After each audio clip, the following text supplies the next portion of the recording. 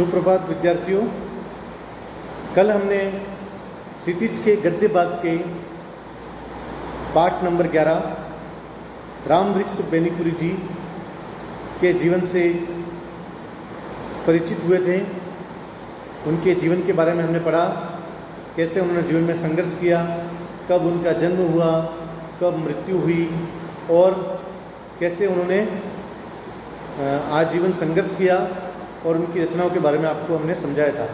साथ ही हमने आपको पाठ परिचय भी बताया था, जिसमें बाल गोविंद भगत के बारे में बताया था। यह पाठ जो है एक रेखा चित्र है, उसके माध्यम से हम देखते हैं इस पाठ के अंदर बाल गोविंद भगत रेखा चित्र के माध्यम से लेखक ने ऐसे विलक्षण चरित्र का उद्घाटन किया है जो मनुष्यता, लोक संस्कृति और सामूहिक चेतना का प्रतीक है। ये पाठ जो है विलक्षण प्रतिभा के धनी बाल गोविंद भगत, जो एक सन्यासी के साथ में एक अच्छे गृहस्थ भी हैं, जिन्होंने घर में रह करके ही संन्यास धारण किया। और कहते हैं कि गृहस्थ सन्यासी होना बहुत बड़ा चैलेंज होता है। उन्होंने खेतीबाड़ी, घर और सन्यासी तीनों का कह सकते हैं त्रिवेणी संगम उनके जीवन में था। और एक घर में रह करके त्याग और तपोबल का कह सकते हैं तप करना बहुत बड़ी बात होती है। तो ऐसे विलक्षण प्रतिभा ऐसे सन्यासी थे जिनका नाम है बाल गोविंद भगत। वेशभूषा या बाह्य अनुष्ठानों से कोई सन्यासी नहीं होता।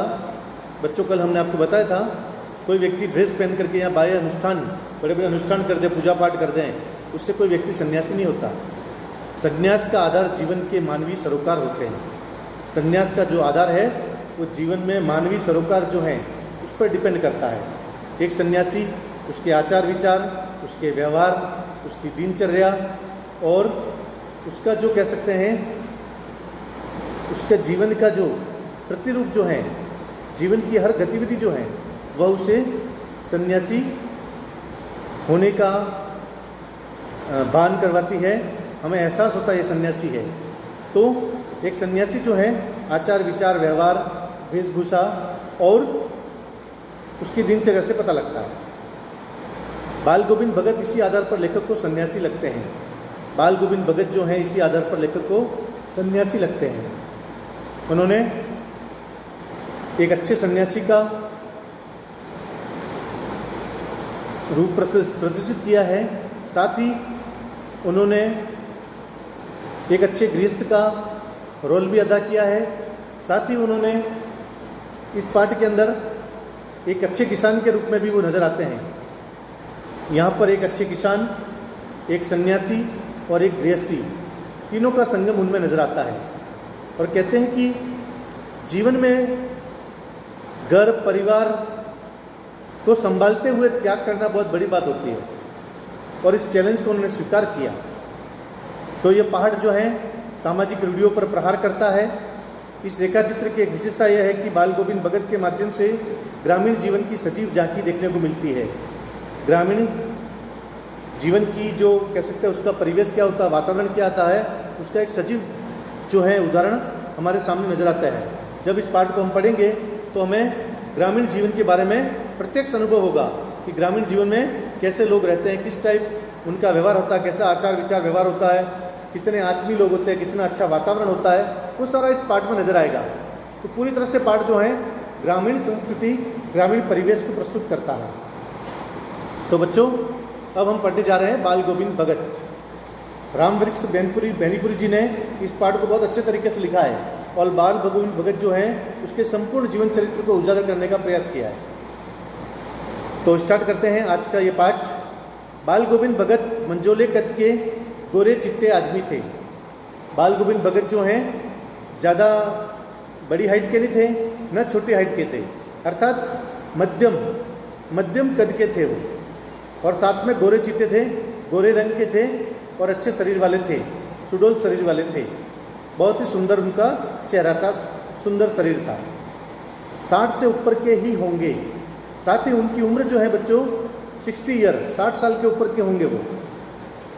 बाल पक गए थे। उम्र के हिसाब से देखा जाए, उम्र के लिहाज से देखा जाए तो 60 वर्ष पार कर लिए हैं, तो उनके बाल भी जो हैं पक गए हैं, अर्थात बाल सफ़ेद आ गए हैं। लंबी दाढ़ी या जटाजूट तो नहीं रखते थे। ऐसा नहीं है कि वो सन्यासी है तो लंबी लंबी जटाएं रखेंगे या बड़ी बड़ी दाढ़ी रखेंगे। उन्होंने लंबी दाढ़ी भी नहीं रखी, न लंबी जटाएं रखते थे वो, किंतु हमेशा उनका चेहरा सफ़ेद बालों से ही जगमग किए रहता था। हाँ, एक बात ज़रूर है, उनके चेहरे पर हमेशा दाढ़ी जो होती थी तो सफ़ेद रहती थी। सफ़ेद छोटे छोटे बाल जो थे जिससे बाल चमकते रहते थे, सफ़ेद सफ़ेद बाल उनके चेहरे पर जगमग करते थे, अर्थात चमकते रहते थे। कपड़े बिल्कुल कम पहनते थे। एक सन्यासी की तरह वह बहुत ही कपड़े, जो कह सकते हैं वस्त्र बहुत कम धारण करते थे। कमर में एक लंगोटी मात्र एक लंगोटी वो अपने कमर में धारण करते थे, और सिर में कबीर पंथियों की सी कनपटी टोपी, जैसे कबीर संप्रदाय के जो लोग हैं जैसी टोपी धारण करते हैं, उसी टाइप की टोपी जो है, कनपट्टी वाली जो टोपी है, उसको उन्होंने धारण कर रखी थी। अर्थात इससे ये स्पष्ट होता है कि वो कबीर को अपना साहब मानते हैं, कबीर को अपना ईश्वर मानते हैं, कबीर के उपदेशों का पालन करते हैं और कबीर पंथी वो हैं। इसलिए उन्होंने कबीरदास जी की टोपी धारण कर रखी है। जब जाड़ा आता, एक काली कमली ऊपर से ओढ़े रहते थे। जब जाड़ा आता, जाड़ा यानी सर्दी, जब सर्दी की ऋतु आती थी, उसमें ठंड लगती थी, तब वो क्या करते थे, अपने सिर के ऊपर, अपने शरीर के ऊपर जो है काली कमली यानी कंबल, काली कंबल ओढ़ करके रहते थे वो। मस्तक पर हमेशा चमकता हुआ रामानंदी चंदन, और मस्तक पर जो है हमेशा रामानंदी चंदन लगा रखते थे, और इस तरीके से उनके सिर पर तिलक लगा रहता था। ठीक है, इस तरीके से तिलक लगा के वो सिर पे रखते थे, रामानंदी चंदन लगते थे, जो नाक के एक छोर से ही स्टार्ट होता था, औरतों के टीके की तरह, जैसे औरत टीका लगाती है उस तरीके से वो स्टार्ट करते थे। गले में तुलसी की जड़ों की एक बेडोल माला बंधी रहती थी, साथ में गले में तुलसी की माला को धारण करते थे वो। ठीक है, जो बेडोल माला थी उसको बांधे रखते थे वो। ऊपर की तस्वीर से यह न माना जाए कि बाल गोविंद भगत साधु थे। उनकी वेशभूषा, उनके जो स्वरूप हमने अभी वर्णन किया आपके सामने कि वो माला पहनते थे, ये सब देख करके हमें ये नहीं समझना चाहिए कि वो एक सन्यासी, एक साधु है, क्योंकि पहले ही बताया था वेशभूषा से कोई सन्यासी नहीं होता। सन्यास का आदरण जीवन में वह झांकी नजर आनी चाहिए, जीवन में वह स्वरूप नजर आना चाहिए सन्यासी का, तभी व्यक्ति सन्यासी होता है। ऊपर की तस्वीर से यह न माना जाए कि बाल गोविंद भगत साधु थे, नहीं, बिल्कुल गृहस्थ, वो बिल्कुल गृहस्थ थे, साधु की तरह नहीं थे वो। ऐसा नहीं पूरी तरह से साधु है वो, घर बार छोड़ दिया, परिवार छोड़ दिया, नहीं, वो ऐसे साधु हैं जो गृहस्थ हैं, जो अपने घर में पूरे परिवार के साथ रहते हैं। उनकी गृहिणी की तो मुझे याद नहीं, उनकी जो गृहिणी है, उनकी जो पत्नी है, उसके बारे में मुझे याद नहीं। लेखक राम वृक्ष बेनीपुरी स्वयं बोलते हैं और कहते हैं, उनकी पत्नी के बारे में तो मुझे याद नहीं है, उनके बेटे और पतोह को तो मैंने देखा है। उनका जो बेटा है और उनकी जो पतोह मीन्स पुत्र वधू, अर्थात बेटे की पत्नी को मैंने जरूर देखा है। थोड़ी खेती बाड़ी भी थी, साथ में उनके खेती बाड़ी भी है, खेती का काम भी वो करते थे।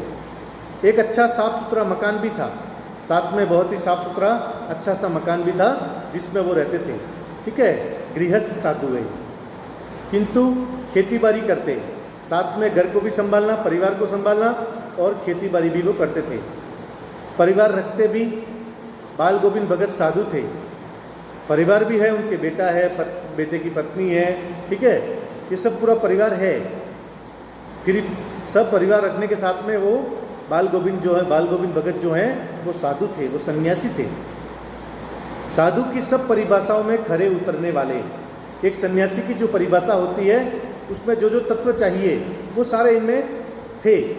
अर्थात वस्त्र से देखिए आप, उनकी आचरण देखिए, उनके व्यवहार देखिए, उनकी सोच, उनकी चिंतन शक्ति देखिए, हर तरीके से वो एक साधु थे। कबीर को साहब मानते थे और कबीरदास जी को वो अपना साहब मानते थे, अपना भगवान मानते थे। उन्हीं के गीतों को गाते, कबीरदास जी के गीतों को वो गाते थे, उन्हीं के आदेशों पर चलते और कबीरदास जी ने जो आदेश दिया उसी आदेशों का वो पालन करते थे। ठीक है, उनके उपदेशों का पालन करते थे। कभी झूठ नहीं बोलते, वो कभी झूठ भी नहीं बोलते थे। खरा व्यवहार रखते, हर इंसान से वास्तविक व्यवहार बना के रखते थे, खरा वास्तविक, कोई बनावटीपन नहीं, दिखावापन नहीं उनमें। किसी से भी दो टूक बात करने में संकोच नहीं करते, किसी को भी बात करनी है स्पष्ट वक्ता, दो टूक खुल करके बात करते, जो गलत है उसको गलत कहते और सही है उसको सही सीधा बोल देते, कभी डरते नहीं। सामने वाला व्यक्ति नाराज हो तो हो, पर सत्य बताने से पीछे नहीं हटते वो, कभी संकोच नहीं करते वो। न किसी से खाम कहा झगड़ा मोल लेते, ऐसा भी नहीं है कि वो सत्य बोलते थे और दो टूक में सबको बोल देते। इसका मतलब ये नहीं है कि बिना कारण के, बिना वजह के ही हर किसी से झगड़ा मोल लें, ऐसी बात भी नहीं है। जहाँ जैसा जरूरत हो अपनी विवेक शक्ति से वो काम करते थे, क्या उचित है और क्या अनुचित है उसको देख के ही वो निर्णय लेते थे। किसी से भी दो टूक बात करने में संकोच नहीं करते, न किसी से खाम का झगड़ा मोल लेते, किसी की चीज नहीं छूते, न किसी की चीज को बिना पूछे व्यवहार में लाते।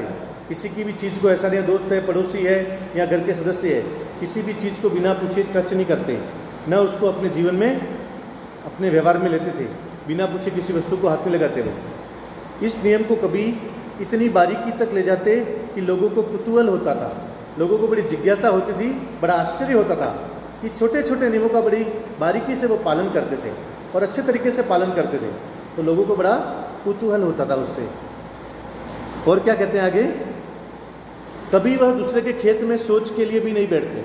देखिए बच्चों, आज तो सरकार ने शौचालय की व्यवस्था कर दी है, तो घरों में ही सब जगह व्यवस्था हो चुकी है, लेकिन पहले जो लोग हैं खेतों में खुले स्थान पर जाते थे, तो इसका मतलब ये नहीं है कि वो किसी के खेत में जाके बैठ जाए, कहीं भी गंदगी नहीं फैलाते थे वो, किसी को परेशानी हो ऐसा काम नहीं करते थे वो, किसी भी खेत में नहीं बैठते थे किसी के दूसरे के, है ना। वह गृहस्थ थे, वह घर के गृहस्थ हैं, लेकिन उनकी सब चीज़ें साहब की थी। वो गृहस्थ है, लेकिन इसका मतलब नहीं है सब चीज़ें मेरी, ऐसा नहीं, किसी चीज़ से कोई लगाव नहीं, घर में रहते थे, सब काम करते थे, पर कहते क्या थे, ये सब ईश्वर द्वारा प्रदत्त है, ये मेरे भगवान कबीरदास जी ने मुझे दिया है, ऐसा वो कहते थे। वह गृहस्थ लेकिन सब चीज़ साहब की थी। जो कुछ खेत में पैदा होता सिर पर लाद कर पहले उसे साहब के दरबार में ले जाते, ठीक है। जो भी खेतों में पैदा होता था उसे वो अपने पास नहीं रखते, अपने साहब अर्थात कबीर मठ में ले जाते थे उसको, कबीर मठ में ले जाते थे, अपने साहब के सामने उसे रखते थे। अर्थात कबीर जो मठ होते हैं उस मठ में जितना भी अनाज पकता था, चाहे गेहूं पको, चाहे मक्का पको, चाहे 50 किलो 10 किलो, चाहे 10 बोरी जो भी पकता है, सीधा खेत से निकाला और कबीर मठ में पहुंचा देते। कहते ये मेरे मालिक की कृपा से मुझे प्राप्त हुआ है। तो सीधे वो कहाँ ले जाते थे, सिर पर लाद कर साहब के दरबार में ले जाते, कबीर मठ में ले जाते थे। उनके घर से 4 कोस दूर था, लगभग 4 कोस दूर कबीर मठ बना हुआ था। एक कबीरपंथी मठ में से मतलब, ठीक है, घर से 4 कोस दूर था, एक कबीरपंथी मठ है, और उससे मतलब क्या है, वह दरबार में बेड रूप रख लिया था। कबीरपंथी जो मठ है बताया, वहाँ पर जाते वो और वहाँ दरबार के अंदर उसको रख लेते थे सबके सामने कि साहब मेरे खेत में इस बार 10 बोरी या 10 बोरी जो है गेहूँ पैदा हुआ है, आप सबकी कृपा से, ईश्वर की कृपा से। और दरबार में बेड रूप रख लिया, जाकर प्रसाद के रूप में उन्हें मिलता उसे घर लाते और उसी से गुजारा चलाते थे, और वो वहाँ रखते थे और बदले में जो उनको प्रसाद रूप में देते थे।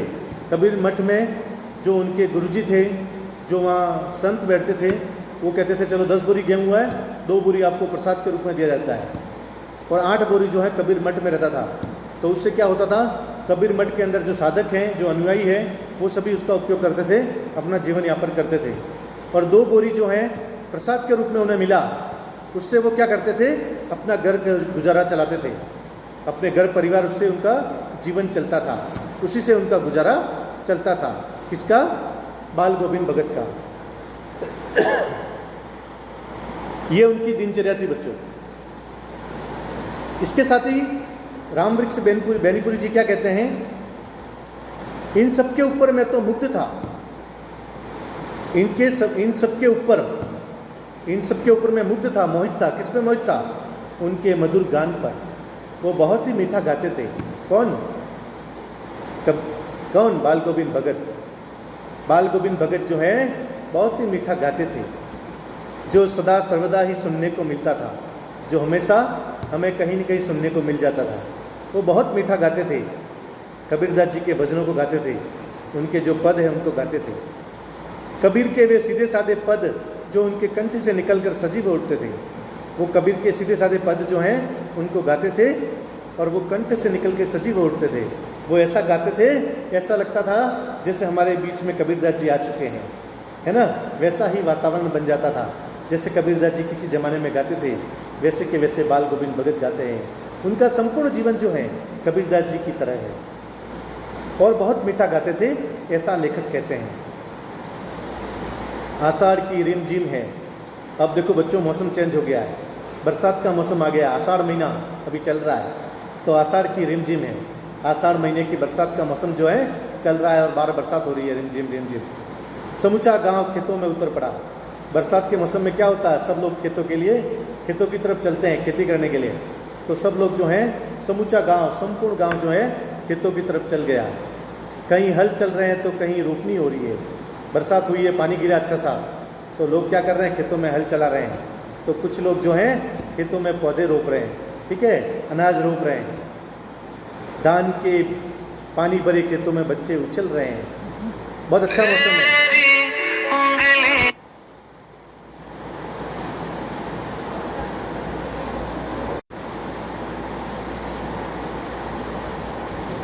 तो स्टूडेंट, आज हम इतना ही पढ़ेंगे, नेक्स्ट कल पढ़ेंगे। तो आप सभी इस वीडियो को देखेंगे और समझेंगे। धन्यवाद।